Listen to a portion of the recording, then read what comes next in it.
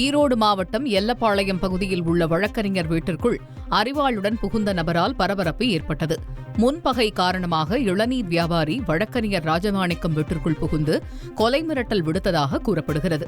இதுகுறித்து சிசிடிவி காட்சிகளோடு புகார் அளித்தும் போலீசார் நடவடிக்கை எடுக்கவில்லை என வழக்கறிஞர் குற்றம் சாட்டியுள்ளார். எஃப்ஐஆர் பதிவு செய்தும் இளநீர் வியாபாரி அருணகிரி அவரது குடும்பத்தினர் மீது நடவடிக்கை எடுக்காதது அதிர்ச்சி அளிக்கிறது என வழக்கறிஞர் தெரிவித்துள்ளார்.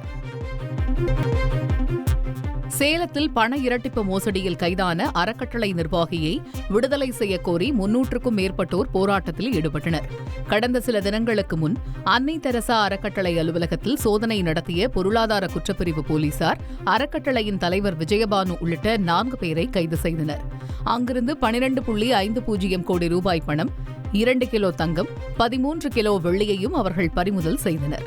இந்நிலையில் புகார் கொடுக்குமாறு போலீசார் அறிவுறுத்தியும் பணம் செலுத்தியவர்கள் விஜயபானுவை விடுதலை செய்யக்கோரி போராட்டத்தில் ஈடுபட்டனர். அவரை விடுதலை செய்தால் பணத்தை தாங்களே பெற்றுக் கொள்வதாகவும் தெரிவித்தனர். செய்திகளை உடனுக்குடன் தெரிந்து கொள்ள உடனே சப்ஸ்கிரைப் பண்ணுங்க.